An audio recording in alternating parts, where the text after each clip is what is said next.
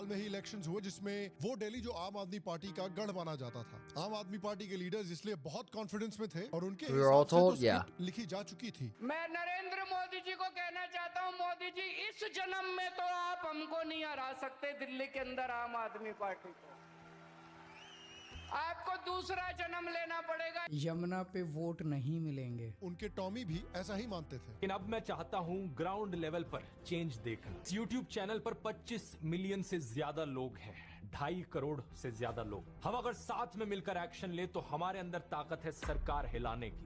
He wasn't wrong with this. When I remember watching this video about Dhruv and maybe the Swahili mission about India being cleaner, more educated, better infrastructure, and take out the corruption of the government. Like, yeah, I agree with that. सत्ता पलटने की script में confidence इतना था कि कश्मीरी हिंदुओं के ethnic cleansing पर खुल्लम खुल्ला हंसा भी जाता था। पोस्टर भी नहीं लगवाएंगे झूठी फिल्मों के। लेकिन उस स्क्रिप्ट के साथ वो हाल हुआ जो हाल लॉरेंस बिश्नोई का नाम सुनकर सलमान भाई The Delhi election was very entertaining. Why was it so entertaining? Was it just a bunch of a bunch of people that we thought were competent and our leaders that were just showing that they're incompetent and don't have any ability to be held accountable? के back side का हो जाता है। जिस politician ने एक बार कहा था कि कश्मीर फाइल्स को यूट्यूब पे डाल दो फ्री हो जाएगी, उनको आज दिल्ली की जनता ने फ्री कर दिया। Delhi has decided and it has given the mandate to the BJP. Arvind Kejriwal, the Aam Aadmi Party convener, Delhi Chief Minister for 9 years, has lost these elections. Yamuna मैया की। अच्छा, रिजल्ट फाइनल हो गया sir? कितना? 600 vote से? Sir क्या कारण देखते हैं इसका? अभी बताएंगे। तो हमारे अंदर ताकत है सरकार हिलाने की, सत्ता पलटने की।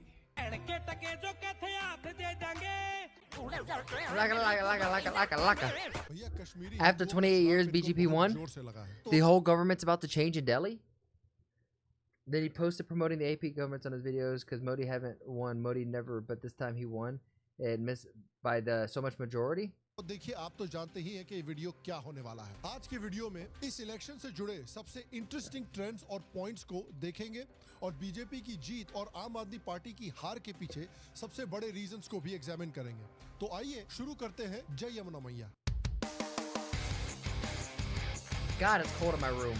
हेलो शाम शर्मा शो के इस एपिसोड में आपका बहुत बहुत स्वागत है। मैं हूँ Burr. सेकुलरिज्म का सीईओ शाम शर्मा और आप सबको एक सेकंड प्रणाम। अब देखिए, ये जो रिजल्ट हुआ है दिल्ली का, it was a very shocking result for many people including myself। और मैं ही नहीं, आम It's cold आदमी here पार्टी too. के खुद के लीडर शॉक में थे। तो आइए इन न्यूक्लियर मेल्टडाउन्स को देखते हैं, बट फर्स्ट प्रोटेक्शन बहुत जरूरी है। Oh, shit. ठीक है, आइए शुरू करते हैं। आम आदमी पार्टी के सौरभ भारद्वाज तो विश्वास ही नहीं कर पा रहे थे रिजल्ट पे। कहते हैं कि मीडिया ने इनको बताया कि ये जीत रहे हैं। तो मैं ये सोचूं कि रात को आखिरी दिन लोगों के मन में क्या परिवर्तन हो गया, मैं समझता हूं कि ये इन चीजों के परे है। मुझे I think I have a good idea कि किस मीडिया वाले ने इनको ये बताया होगा। Hate has a gender, hate has a mentor.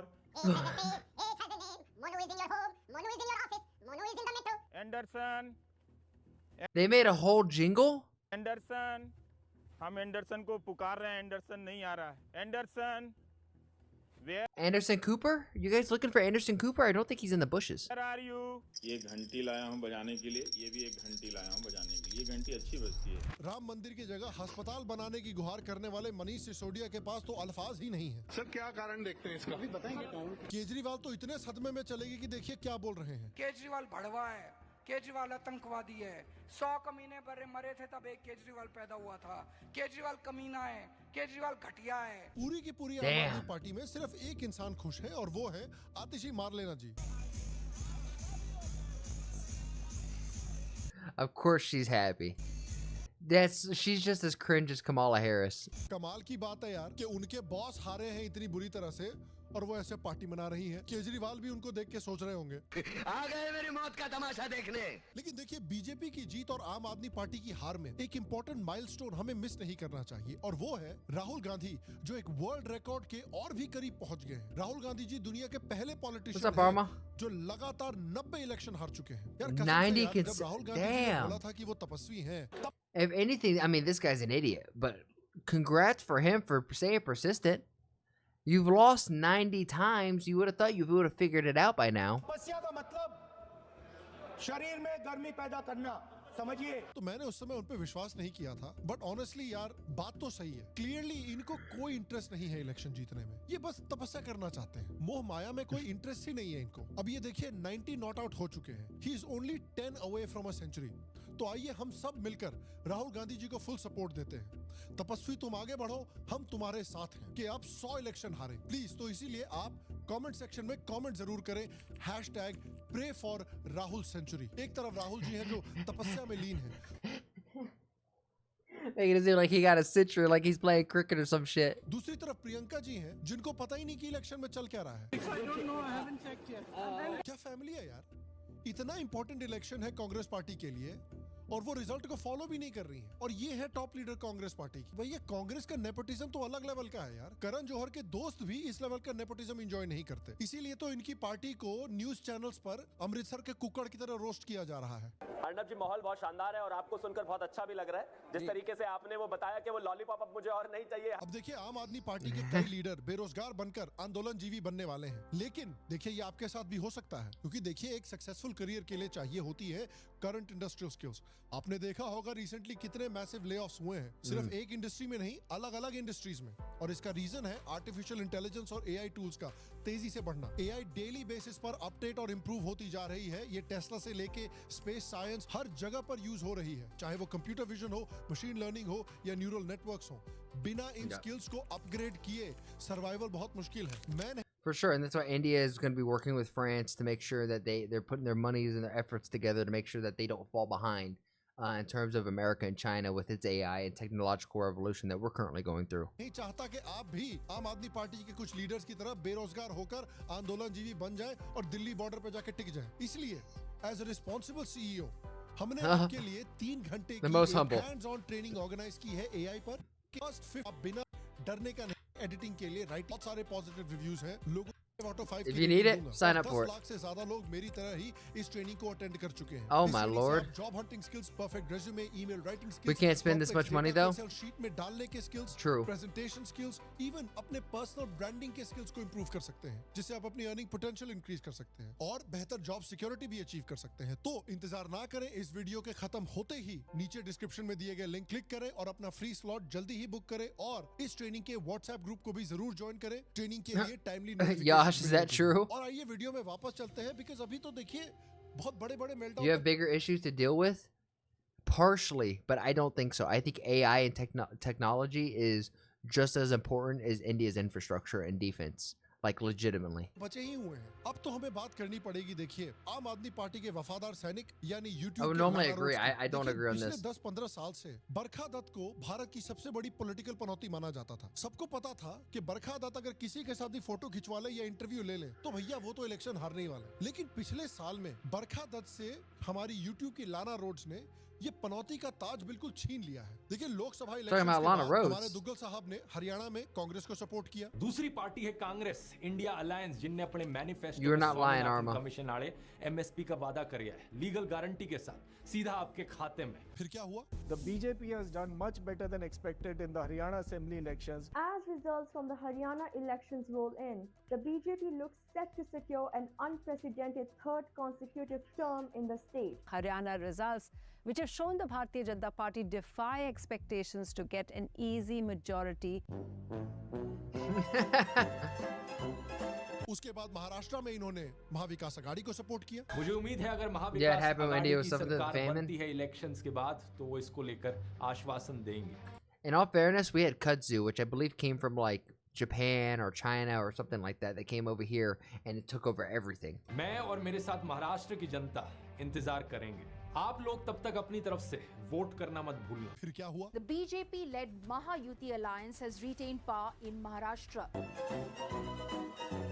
फिर अब दिल्ली में इन्होंने वापस केजरीवाल को सपोर्ट किया। दिल्ली के चीफ मिनिस्टर अरविंद केजरीवाल को बिना मनी ट्रेल और बिना कन्विक्शन के अरेस्ट कर लिया गया। यह आजाद भारत के इतिहास में पहली बार है कि किसी सिटिंग चीफ मिनिस्टर को अरेस्ट किया गया हो। लेकिन पूरी दुनिया में आपने ऐसा कोई फकीर देखा है जो 1,40,000 का चश्मा लगाता हो, खुद घूमते हैं 12 करोड़ की मर्सिडीज में? मतलब भिक्षा मांगकर यहाँ पर फॉरेन टूर भी कर लिए और डिजिटल कैमरा भी खरीद लिया डिजिटल कैमरा के रिलीज होने से पहले। और नरेंद्र मोदी अपने आप को गरीब ही नहीं, बहुत गरीब परिवार का बताते हैं। मित्रों, मैं बचपन में रेल के डिब्बे में चाय बेचता था। वाह, क्या फकीरी है। और फिर क्या हुआ? 27 साल का वनवास बीजेपी का खत्म हो गया है।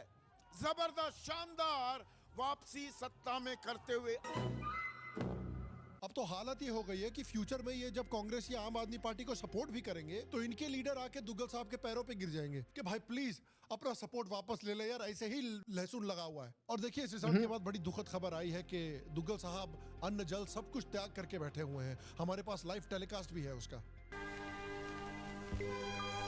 खाले टफी, खाले बेटा। भाई मियां। इलेक्शन के बाद दुग्गल साहब ने सोशल मीडिया पे जाके एग्जाम पेपर का 10 मार्क्स का पूरा निबंध लिख दिया है अपने। AAP lost because no work was being done in Delhi since the last few years, and this is because BJP did everything possible to stall the whole functioning of the government, from using LG to halt orders, to their area agencies jailing leaders under fake cases and passing new laws. Ever since the GNCT Act of 2023, Delhi has already been indirectly ruled by the BJP. It's good that people of Delhi can now directly see who's responsible for all their issues. You guys tell me. I know Modi isn't perfect, but is this true? Did Modi's administration hold up and stall the functions of the government in Delhi to work on infrastructure, education, healthcare, and all of that? Is that true? Is Dhruv just kind of not telling the full truth? No, it's a lie. की हार के बाद BJP के fascism को blame कर रहे हैं और ये भाई साहब जो 2 दिन पहले दिल्ली के एजुकेशन, इंफ्रास्ट्रक्चर और गवर्नेंस की तारीफ कर रहे हैं। No, it was just an excuse because it didn't do well. Man, Dhruv said that AAP lost because no war was done, and his hypocrisy is just supporting AAP just 2 days before posting it. Just a socialist policy. So they're like, hey, they have some stuff that sounded real good, but it never came to fruition, so it's their fault. That's basically what I'm hearing. Bro, Congress puts in charge of AAP and the court arrested Koroji and Modi got blamed. You guys told me that that India doesn't have a deep state. It doesn't have a dark side to its government and its bureaucracy. All governments do. All governments do. I'm a big fan of Modi, so maybe I'm biased towards him. But it seems like when he's in the government, there is a whole group of people working behind the scenes actively against their wishes because they just want to keep themselves in power, have the resources, and have the moolah. कल ही बिल्कुल इनको दिल्ली की education, infrastructure और environment की बड़ी चिंता होने वाली है। 10-15 वीडियो निकलने वाले अगले साल। दिल्ली के बारे में इनका ओपिनियन उतनी ही तेजी से बदलने वाला है जितनी तेजी। Same with Trump. I'm going to say the same thing and just replace Modi with Trump. I respect Trump, but he's not my idol. I respect the fuck out of Modi. All of the great world leaders, I'm putting Trump, I'm putting, Putin, Xi Jinping, Modi. I award Modi the wisest. He is wise. He's like Uncle Iroh from Avatar: The Last Airbender. That's how I would break him down. तेजी से cricket fans का कोहली के बारे में बदलता है। एक inning में भैया वॉश्ड हो चुके हैं, इनके कुछ बस का नहीं है। No, I know I don't know the BJP politics very well. That's why I ask you guys. दूसरी इनिंग में बिल्कुल गोट। अब प्रॉब्लम इनके साथ ये हो गई है ना कि देखिए ये सोच रहे होंगे कि चलो यार हमारे पापा हार गए हैं, यूट्यूब पे जाते हैं ईवीएम को ब्लेम करते हुए एक वीडियो बनाएंगे। लेकिन प्रॉब्लम ये है कि ये भी मुश्किल हो गया है क्योंकि इनके ही एक इन्फ्लुएंसर दोस्त वो भी दिल्ली इलेक्शन में खड़े हुए थे, बड़े जोरों शोरों से खड़े हुए थे। एक रैप सॉन्ग भी बनाया था अपने आप को प्रमोट करने के लिए। उन्होंने कहा था कि भाई बहुत सारे लोग उनसे इंस्पायर हुए हैं। एंड देयर लाइक कि भैया आप जो कर रहे हो उससे मुझे इतना इंस्पिरेशन आया। चलो भैया अच्छी बात है, लोग इंस्पायर हुए हैं, इनको तो वोट भी बहुत सारे मिल 185 We'll make Hello Land great again. 2 lakh से ज्यादा तो उनके ट्विटर पे ही फॉलोअर है। 185 वोट मिले। अच्छा तो लोग इंस्पायर हो गए हैं। It'll be the Riviera of the East. लेकिन ये भाई साहब ने भी ईवीएम को सपोर्ट किया है। इन्होंने भी कहा है कि ईवीएम हैक नहीं हो सकता। I have seen EVMs. I went into the strong room and they explained every little thing to me. I asked questions to the EVM engineers. I asked questions to the EC officials and they were very nice. I voted for myself and some people multiple times on different machines, random machines, which is a bit by the electoral cheating process. And I am a little stunned. I'm genuinely stunned by how elaborate that system is. And now that I've seen it, I'm going to tell you, my community, I do believe it's unhackable. अब कैसे Bitch, ain't nothing unhackable. You're an Indian. You know nothing is unhackable. The fuck are you talking about? बनाएंगे दुग्गल साहब EVM Throwing gains उसके I बाद was just Ravish counting. Kumar यानी petticoat बाबा उनका भी counting. बड़ा भयानक मेल्टडाउन हो रहा है। लेकिन आम आदमी पार्टी की हार से केवल बीजेपी खुश नहीं होगी, कांग्रेस भी होगी और वो लोग भी होंगे जो भाजपा के विकल्प में अलग-अलग राजनीतिक दलों के साथ खड़े होते नजर आते हैं। बीजेपी की यह पहली This guy isn't funny, but dude, this guy's swag is at a whole nother level. जीत है जिससे उसे हराने की चाह रखने वालों को भी संतोष हुआ होगा। योगेंद्र यादव यानी पॉलिटिक्स के पक चिकपक राजा बाबू ये भी बहुत दुखी चल रहे हैं बेचारे। It's a setback. It's a setback for Aam Aadmi Party. It's a setback for people like us who are not with Aam Aadmi Party, who have opposed Aam Aadmi Party, but who believed in the possibility of an alternative politics. कुछ लोग तो इतना बौखला गए हैं कि मतलब line से पूरी दुनिया को ब्लेम कर रहे हैं। I get so frustrated. If Modi is legitimately making you guys like the 4th largest superpower or the GDP and it's only going forward, what other politics do you guys want? Do you guys not like winning? You guys not like growing? You not like progress? आम आदमी party की हार के लिए BJP की गलती है, मोदी की गलती है। Yep, it's based on a 30-year-old internet it's not connected to the internet, so it cannot be hacked. Oh, that's not true at all. RSS की गलती है। Anna Hazare No, if it's 30 years old, no one's hacking it because it's so easy to hack. It's not even a worry now. की गलती है, Vivekananda foundation तक की गलती है, किसी को नहीं छोड़ा। अरे यहाँ क्यों रुक गई मैडम? गब्बर सिंह, मोगैम्बो और शाकाल को भी ब्लेम कर देती इसी बहाने। कुछ Can you hack into handheld pixel video games? You absolutely can.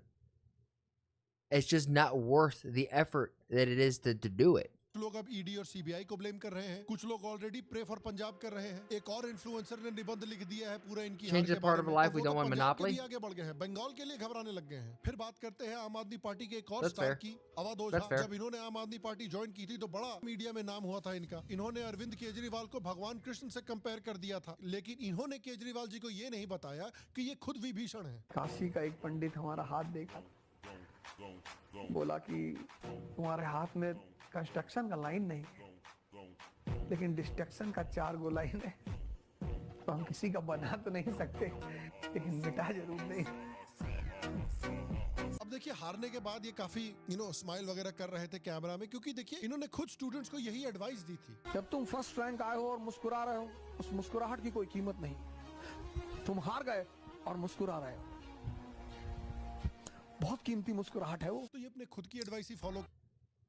No, if you lose and you're smiling, man, were you really trying to compete in the first place?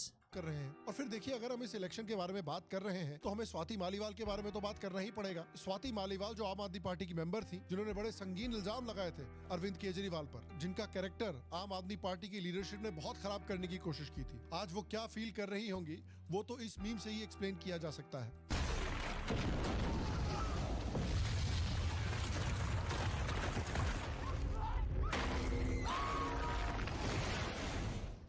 Rip. Oh, it's Game of Thrones. God, what a terrible ending.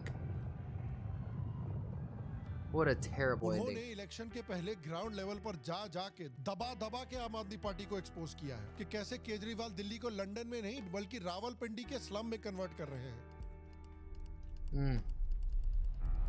देखिए सारे Like these, and I'm not trying to be rude, कर रहे हैं। but when people, like, especially around Georgia, I live in the mountains, so we're already a little rural, a little slower around here.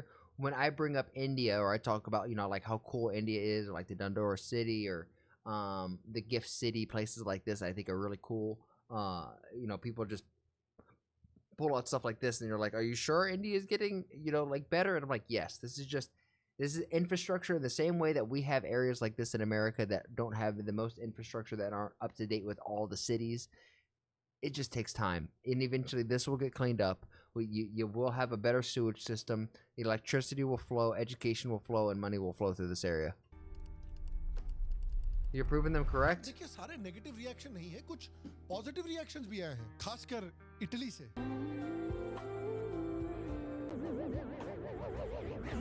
और जैसे BJP ने war रुकवा दी थी पापा, वैसे ही इस साल दिल्ली के इलेक्शन में बीजेपी ने इन भाई if it improves.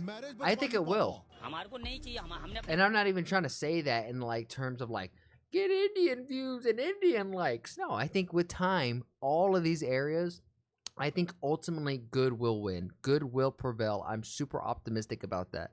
And with good comes progress, comes innovation and opportunity, right? And it will be cyclical, but it's just going to take time. And you guys have heard it once, and you'll hear me say it 1,000 more times. As the shitty thing about time is time takes time. And normally more time than we want. और देखिए एक बात हमको ये भी देखनी पड़ेगी कि ये जो आम आदमी पार्टी की हार है ये सिर्फ आम आदमी पार्टी की हार नहीं है. Let's see after 10 to 15 years. I bet you in 10 to 15 years, those pictures of what we saw in Delhi, it's going to look so different. American deep state Probably closer to 15 than 10, but I totally agree. कई समय से allegations लगा था अरविंद केजरीवाल के ऊपर कि वो US deep state और Ford Foundation जैसे organizations की पैदाइश है. In fact, Ford Foundation ने आम आदमी पार्टी के NGOs को 2002 से काफी फंडिंग दी है और जैसे जैसे डीप स्टेट को यूएस में ट्रंप निपटा रहे हैं, होपफुली डीप स्टेट का इन्फ्लुएंस भारत में भी कम हो आप जैसी पार्टीज की हार के साथ. तो देखिए हमने And shout out to Modi and Trump, who I think are meeting today. As of recording this, it's February 12th. It's 11 p.m. I think so. I think it'll happen tomorrow American time. But yeah, I've been saying this for a while. I am so excited for Trump and Modi's meeting because I feel like it's going to be a new age for India and American relationships. Genuinely. I should watch it. Oh, if I can, Arma. I'm only afraid that I have some like appointments for work tomorrow. Like I have some events that I got to run. If I can get home and live stream it, I will skip the gym and hang out with y'all and live stream that shit. मेल्टडाउन्स तो काफी enjoy किए हैं, लेकिन फिर भी ये result काफी shocking था. और मैं कोई सेफोलॉजिस्ट तो हूं नहीं योगेंद्र यादव या दुग्गल साहब की तरह, तो मैं एक्चुअली इस इलेक्शन के रिजल्ट से काफी सरप्राइज था. मैंने नहीं सोचा था कि बीजेपी इस इलेक्शन में जीतने वाली है. तो अब सवाल उठता है कि बीजेपी जीती कैसे. देखिए एज विद एनीथिंग बहुत सारे फैक्टर्स की वजह से बीजेपी जीती है. कुछ इंपॉर्टेंट फैक्टर्स के बारे में अब बात करते हैं. पहला इंपॉर्टेंट फैक्टर है आरएसएस का रोल. देखिए 2024 के जनरल इलेक्शंस में बीजेपी ने जो अंडर परफॉर्म किया था उसका एक बड़ा रीजन था आरएसएस और बीजेपी के बीच की टेंशन. आरएसएस को बीजेपी की जो एरोगेंस थी वो पसंद नहीं आई थी और इस वजह से उनके काफी कार्डर्स ने कैंपेन ही नहीं किया था जनरल इलेक्शंस में, जिससे बीजेपी को बहुत नुकसान हुआ था. It blows me away that you have like the Ahmadi party, and now there's the RSS, the BJP. From what I understand, you guys have so many political parties. Granted, I think it's better than the 3 that we basically have here in America with Republican and if the right wing is Republican, the left wing is liberal, the tail, or excuse me, is Democrats, the tail is liberal, right? RSS is bigger than BJP. They are the king makers. Interesting. What makes, and this is me being ignorant, I do not know. Please, I'll go back to the comments at the end of this. Tell me what the RSS is. It's a paramilitary wing. I want more details. So you're telling me the RSS is like the American military, at least that side of the national defense side? लेकिन लगता है कि BJP ने अब अपनी गलतियों से सीख ली है, अडेप्ट किया है, आरएसएस की तरफ दोबारा दोस्ती का हाथ बढ़ाया है और आरएसएस के साथ जो उनके इश्यूज थे उनको सुलझाया भी है. और आप देखिए कि 2024 के जनरल इलेक्शंस के बाद किस तरह पास्ट कुछ इलेक्शंस में जैसे कि महाराष्ट्र और हरियाणा में आरएसएस ने एक बहुत ही इंपॉर्टेंट रोल प्ले किया है बीजेपी को जिताने में. उसी तरह से दिल्ली में भी आरएसएस ने बीजेपी के लिए बहुत बड़े स्केल पर कैंपेन किया है. आरएसएस ने 50,000 से भी ज्यादा ड्राइंग रूम मीटिंग्स कंडक्ट करवाई है, 13,000 से ज्यादा बूट्स ऑन द ग्राउंड्स डाले हैं. आरएसएस ने इलेक्शन कमीशन के इलेक्शन डेट्स अनाउंस करने पर ही पहले ही कैंपेन करना शुरू कर दिया था. इन्होंने डोर टू डोर जाके लोगों को एजुकेट किया है. इस कैंपेन ने दिल्ली में 30 से ज्यादा डिस्ट्रिक्ट्स और 173 से ज्यादा नगरों को कवर किया है. अपने एफिलिएट ऑर्गेनाइजेशंस के साथ That's not a word I want to try to pronounce. Micro level पर कैंपेन किया है जिसमें 1123 छोटे बड़े लोकेशंस इंक्लूडेड हैं. इनके ड्राइंग रूम मीटिंग्स को 4 लाख से ज्यादा लोगों ने अटेंड किया है, जिसमें 55,000 के आसपास विमेन वोटर्स भी आई थी. इन्होंने इस पूरे प्रोसेस के इंपैक्ट को स्टडी करने के लिए विभाग, नगर और डिस्ट्रिक्ट लेवल पर इसका रेगुलर रिव्यू भी किया है. दूसरी बात है कि भाई बीजेपी ने इस इलेक्शन को एक्चुअली पिछले कुछ महीनों में काफी सीरियसली हैंडल किया है और जो दिल्ली का मिडिल क्लास वोटर है उस पर बिल्कुल स्ट्रॉन्ग हाइपर फोकस डाला है. आप देखिए कि दिल्ली इलेक्शन के जस्ट पहले फाइनेंस मिनिस्टर ने एक ऐसा फैंटास्टिक बजट डिलीवर किया है जिससे मिडिल क्लास बहुत खुश हुआ था और ऑब्वियसली एवरेज दिल्ली वोटर भी इससे बहुत खुश था. बीजेपी ने बिल्कुल हाइपर लोकलाइज तरीके से इस इलेक्शन को अटैक किया है.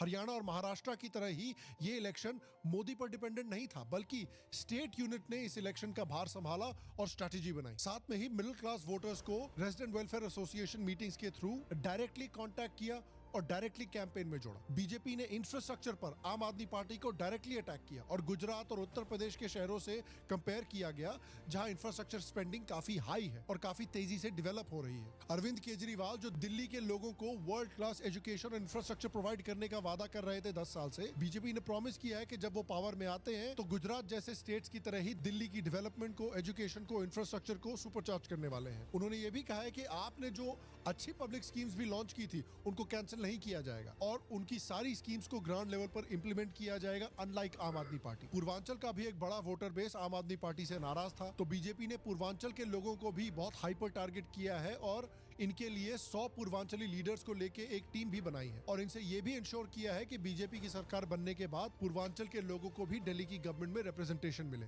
बीजेपी ने दिल्ली में पन्ना प्रमुख स्कीम भी चलाई है और इस स्कीम के अंदर बीजेपी हर 30 से 60 वोटर के लिए एक रिप्रेजेंटेटिव असाइन करती है जिनका काम होता है कि माइक्रो लेवल पर इनकी प्रॉब्लम्स को समझे, इनकी प्रॉब्लम्स को सीनियर लीडरशिप को कन्वे करे। I think at scale that's going to become a problem, but that's a really good way to hyper localize and hyper fixate on certain areas and really tap into that messaging. और इनको voting करने के लिए encourage करें। इससे voter turnout भी बढ़ा और एक आम इंसान को ये भी लगा कि बीजेपी उन पर भी स्पेसिफिकली ध्यान दे रही है। और देखिए बीजेपी ने तो अच्छा परफॉर्म किया ही, लेकिन 10 साल में जो इतनी हिस्टोरिक अपॉर्चुनिटी मिली थी आम आदमी पार्टी को, वो भी आम आदमी पार्टी ने कितनी बुरी तरीके से वेस्ट की है उसको भी देखना पड़ेगा। खुद आम आदमी पार्टी दिल्ली की जनता के एक्सपेक्टेशंस पर खड़ी नहीं हो पाई। केजरीवाल ने कहा था कि आम आदमी पार्टी कोई पावर पॉलिटिक्स करने के लिए नहीं आई है, काम करने के लिए आई है, लेकिन आते ही उन्होंने पावर पॉलिटिक्स शुरू कर दी। अन्ना को हटा दिया, सारे स्ट्रॉन्ग लीडर्स को हटा दिया और अपने ऊपर सारी पावर कंसंट्रेट कर ली और अपने आप को चमचों से घेर लिया। इन्होंने कहा था कि भाई ये करप्शन के खिलाफ हैं और ये करप्ट पॉलिटिक्स को खत्म करने के लिए आए हैं, लेकिन पिछले 10 सालों में आम आदमी पार्टी का और खासकर केजरीवाल का ईमानदार नेता का जो ब्रांड था वो पूरी तरह से खत्म हो चुका है। खासकर जो लिकर स्कैम के बड़े बड़े एलिगेशंस आए हैं उसके बाद ये ब्रांड और भी फीका पड़ गया। इस वजह से जनरल पॉपुलेशन का भी आम आदमी पार्टी की पॉलिटिक्स से विश्वास उठने लगा। आम आदमी पार्टी के टेन्योर में दिल्ली की इंफ्रास्ट्रक्चर की और भी बुरी हालत होने लगी। पोल्यूशन इतना बुरा हो गया है, इन्होंने बोला था कि दिल्ली को लंदन बना देंगे, लेकिन उन्होंने दिल्ली को 2024 लंदन के बजाय 1850 का लंदन बना दिया। आप देखिए कि केजरीवाल की पार्टी पंजाब और दिल्ली दोनों जगह पावर में है। You need to learn a little bit about India-US relations historically. Can I recommend a video? Yeah, we might not watch it today, but I'll definitely watch it so that when I watch Trump and Modi's, negotiations or what happens, I have better context for it. Also, Geeky, it's kind of crazy that the chairman for the RSS has more influence than the Indian president. It's also crazy that you have a president, a prime minister, and now you have this chairman of the RSS, which is the military wing. Like, it's a lot of roles. It's a lot of leadership. I mean, I guess it's no different than what we have here in America. It's just called different things. It's just different. Burning के लिए responsible है जिससे दिल्ली की हवा इतनी खराब होती है। ये चाहते तो पंजाब में स्टबल बर्निंग को खत्म करके दिल्ली की मदद कर सकते थे, लेकिन पॉलिटिकल कैलकुलेशन और कंसिडरेशंस के चक्कर में इन्होंने इस प्रॉब्लम को सॉल्व करने के लिए कोई भी सीरियस स्टेप नहीं लिया है और दिल्ली को ऐसे चोक करते हुए आ रहे हैं जैसे दिल्ली उनकी गर्लफ्रेंड हो जिसको BDSM का बड़ा शौक हो। इनके सरकार में दिल्ली की वाटर क्राइसिस और भी बुरी होती जा रही है। दिल्ली के स्लम्स की कितनी बुरी हालत हो रखी है देखिए। जितने पास हम कूड़े के जा रहे हैं उतनी तेज बदबू आती जा रही है और सारे स्लम डेवलपमेंट्स को इन्होंने और इनके इन्फ्लुएंसर और NGO के दोस्तों ने अपोज ही बुरी तरह से किया है। और देखिए दिल्ली में कितना वर्ल्ड क्लास एजुकेशन प्रोवाइड हो रहा है। स्कूल में आज दिन मर्डर लगते हैं, रोज मर्डर लग रहे हैं। हमारे स्कूल में क्यों नहीं कर रहे केजरीवाल जी? कुछ नहीं कर रही Kejriwal. That's bad when you got the kid out here complaining. सिर्फ गांजा बेकिंग ही उन लोगों को बिगाड़ेगी। स्मैक बना के रोज पार्कों में हमारे स्मैक बनाते हैं पार्क में। बारिश के Man, that little kid's gonna grow up and be a politician. God dang. समय में स्कूल में पानी भर जाता है। मोहल्ला क्लिनिक का क्या हाल है देख लीजिए। पूर्वांचली वोटर्स जो कि दिल्ली के वोटिंग सिटीजंस का एक बड़ा हिस्सा है, उनको भी इन्होंने नाराज करके रखा हुआ है। उन्होंने भी इनके लिए फैसिलिटीज अनाउंस की थी। Yeah, I got you, Geeky. और पूर्वांचली वोटर्स इनसे नाराज हैं। That's so bad, man. Like that's not even good for the cows for them to be eating like that crap. Like you could see the ribs of the cow, like completely malnourished, unhealthy cows. का फायदा BJP को काफी हुआ है। दिल्ली के लोग के रवा के लागत है कि बहुत ज्यादा इग्नोर कर बेचारे। हाँ, इग्नोर कर जाता है। दिल्ली सरकार इस समय इग्नोर बहुत करती है, कम थोड़े ना करती है। हमें ये नहीं समझ में आता उनकी दुश्मनी किससे है, पूर्वांचली लोगों से या पूर्वांचल से। भोजपुरी बोलने वाले जो आदमी है उनसे बहुत घृणा करता है। ये जो हमारे पूर्वांचल लोगों से इतना घृणा करता है ना, कि ना ही करेंगे। ना इंफ्रास्ट्रक्चर इंप्रूव हुआ है, ना एजुकेशन स्टैंडर्ड्स इंप्रूव हुए हैं, ना लॉ एंड ऑर्डर का कोई सुधार हुआ है। पब्लिक तंग आ चुकी है कि हर 2 महीने यहाँ पर प्रोटेस्ट होते हैं, सड़कें हाईवेज हाईजैक हो जाते हैं, प्रॉपर्टी तोड़ दी जाती है और ऊपर से Kejriwal law and order maintain करने के बजाय इन प्रोटेस्टर्स को फुल सपोर्ट देते रहते हैं। This literally sounds like America, like pre-Trump, like prime Obama and Biden time frame, where it was lawless, it was reckless, the faith in the government was at an all-time low. जो भी वादे किए थे कि हवा पानी साफ करेंगे, सब झूठे निकले। उसके ऊपर से आप देखें कि इंडी अलायंस से कोई बेकार पॉलिटिकल अलायंस है दुनिया में। इंडी अलायंस के कांग्रेस के लीडर्स ने कई कंस्टिट्यूएंसीज में आम आदमी पार्टी के वोट काट दिए हैं, इंक्लूडिंग केजरीवाल कॉन्स्टिट्यूएंसी। इनके इंडी अलायंस के एलाई जो हैं राहुल गांधी, वो महीनों से केजरीवाल के खिलाफ कैंपेन कर रहे हैं, केजरीवाल को ही रोस्ट कर रहे हैं। और एक बात समझ लीजिए, बाकी पार्टी वाले सब, मैं नहीं जानता मोदी जी से डरते नहीं डरते, केजरीवाल जरूर कांप जाते हैं। इंडी अलायंस के फॉर्मर मेंबर्स जो हैं, ये इंडी अलायंस के मेंबर्स को रोस्ट कर रहे हैं। चल क्या रहा है भैया यहाँ पे? लेकिन देखिए अल्टीमेटली ये काफी हिस्टोरिक इलेक्शन है, क्योंकि केजरीवाल का हारना और उसकी ब्रांड ऑफ पॉलिटिक्स का हारना एक ऐसी जगह जहां पर ये ब्रांड ऑफ पॉलिटिक्स पैदा हुई थी। Don't go full Kanye on me. And in my opinion this is a good development, क्योंकि केजरीवाल का इंडियन पॉलिटिक्स से जाना भारत के लिए एक नेट पॉजिटिव है। केजरीवाल ने भले ही दुनिया को बोला होगा कि ये सेवा भाव से पॉलिटिक्स में आए हैं, लेकिन ये कोई सेवा भाव से चलने वाला आदमी नहीं है। ये सिर्फ अपने ईगो से चलता है। जिस पार्टी को करप्शन खत्म करने के लिए बनाया गया था, उसका असली चेहरा तब समझ आया जब केजरीवाल ने अपनी एब्सोल्यूट पावर मेंटेन करने के लिए हर एक स्ट्रॉन्ग लीडर को हटा दिया। अन्ना हजारे, किरण बेदी, शाजिया इल्मी, जो सही मायने में करप्शन के खिलाफ खड़े होना चाहते थे, और जो पार्टी एक टाइम पर भारत की उम्मीद थी, जो एक पूरी यंग जनरेशन के इमेजिनेशन को कैप्चर कर चुकी थी कि अब फाइनली एक करप्शन फ्री, फास्ट और क्लीन गवर्नेंस वाली पार्टी आएगी, वो पार्टी खुद कांग्रेस जैसी एक करप्ट और गंदी पार्टी बन गई। उसी कांग्रेस को I'm not gonna lie, what he's calling for is the same thing that Dhruv Rathi called for the Swahi mission, that Swahi mission YouTube video that I was talking about getting, you know, cleaning up the streets, cleaning up the air, improving education, getting law and order back in. Like, those are all things that Dhruv was like, hey, this is what India needs. Wasn't wrong on that. उसके corruption को ये खत्म करने के लिए आए थे। एक और रीजन क्यों केजरीवाल का हारना इंडिया के लिए एक नेट पॉजिटिव है, वो इसलिए है कि केजरीवाल के पॉलिटिकल सीन पर आने के बाद इंडियन पॉलिटिक्स का डिस्कोर्स और भी ज्यादा गंदा हो गया था। याद रखिए, बाटला हाउस एनकाउंटर पे सबसे पहले सवाल केजरीवाल ने खड़ा किया था, सबसे पहले आतंकियों को सपोर्ट केजरीवाल ने किया था। दो इंसिडेंट्स एक साथ हुए, एक तो बाटला हाउस एनकाउंटर जिसके ऊपर कई सारे प्रश्न चिन्ह रेज किए गए, और दूसरा जो अभी निकल के आया कि मालेगांव और कई सारे ब्लास्ट्स में हिंदू संगठनों का हाथ था। केजरीवाल ने सबसे पहले सर्जिकल स्ट्राइक के बाद आर्मी को अटैक किया था और उनसे प्रूफ मांगा था। मेरे पास आज भी वो मैसेज सुरक्षित है जिसमें महान नेताजी जो आज संत बन रहे हैं, इन्होंने मुझे ड्राफ्ट भेजा था कि ये ड्राफ्ट तू बोलेगा वीडियो पर। मैंने कहा बकवास बंद कर, मैं तेरे घर आ रहा हूँ, अभी बताऊंगा, ये फालतू की बात नहीं होगी। मैं घर गया, तब तक वहाँ चम्मच और चापलूस बैठ चुके थे जो उन्हें महान सिद्ध कर चुके थे। इन्होंने सही सोचा है। मैंने तब भी अलग ले जाके कहा, मैं बाथरूम में पीछे पीछे तक उसके गया। मैंने कहा ये बिल्कुल मत कर, इससे कोई पॉलिटिकल फायदा भी नहीं होगा और ये देश का मनोबल गिराएगा, सेना का मनोबल गिराएगा। मैंने मणिदीप स्पष्ट एक वाक्य कहा था, दिव्या पे सरस्वती थी, कि कल पाकिस्तान इसका फायदा लेगा। और आप यकीन मानिए, इधर वीडियो गया, अगले दिन पाकिस्तान के अखबारों की फ्रंट लाइन था, दिल्ली सीएम ने शंका करी, सर्जिकल स्ट्राइक पे सवाल उठाए, कहा हुआ ही नहीं है। और मैंने कहा हो गया नाश। भाई आप सेना के बारे में ऐसा मत बोलिए जिससे पाकिस्तान उसकी एडवांटेज ले, जिससे दुनिया भर में हमारी थूतू हो। और उन्होंने कहा कि नहीं भाड़ में गया देश, पहले मोदी निपटाना जरूरी है। केजरीवाल ने राम मंदिर का मजाक उड़ाया था। मैं सोच रहा था कि अगर Jawaharlal Nehru ji steel authority of India की जगह मंदिर बना देते तो क्या इस देश का विकास हो सकता था। अगर हमारे देश को तरक्की करनी है तो ये मंदिर बनाने से नहीं होगी। खालिस्तान मूवमेंट भारत में लगभग खत्म हो चुका है, मर चुका है, लेकिन केजरीवाल और उसकी पार्टी ने इन एक्सट्रीमिस्ट को पंजाब में फिर से अपीस करना शुरू किया और उनके साथ दोस्ती जोड़नी शुरू की। जहां पर खालिस्तानी मूवमेंट खत्म हो चुका था, वहां पर ये लोग इसको फिर से पॉलिटिकल लेजिटिमेसी देने लगे। सिर्फ वोट बैंक पॉलिटिक्स के चक्कर में इन्होंने उन्हीं लोगों को स्पेस दिया जो इस देश को तोड़ने का सपना देखते हैं। केजरीवाल खुद एक अलेजेड खालिस्तानी के घर में रात बिता के आए हैं। रिटर्न में खालिस्तानी आपको सपोर्ट देते हैं। Band international group, Sikh youth federation का चीफ ऑपरेटिव गुरदयाल सिंह खुद आम आदमी पार्टी की इलेक्शन कैंपेनिंग कर चुका है। आम आदमी पार्टी के खालिस्तानी टाइज कोई और नहीं, इनके पुराने साथियों ने एक्सपोज किया है, कांग्रेस ने एक्सपोज किया है। अलेजिडली केजरीवाल ने बैंड एक्सट्रीमिस्ट ग्रुप से फंडिंग भी ली है। जो कश्मीरी हिंदुओं के साथ नरसंहार हुआ था, उसकी भी खिल्ली उड़ाई थी इस आदमी ने। कह रहे हैं कश्मीर फाइल्स टैक्स फ्री करो। अरे यूट्यूब पे डाल दो, फ्री हो जाएगी। टैक्स फ्री क्यों करा रहे हो?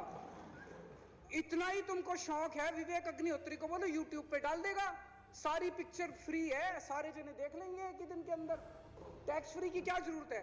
पोस्टर भी नहीं लगवाएंगे झूठी फिल्मों के, पोस्टर भी नहीं लगवाएंगे झूठी फिल्मों के। Man, this guy's an idiot, huh?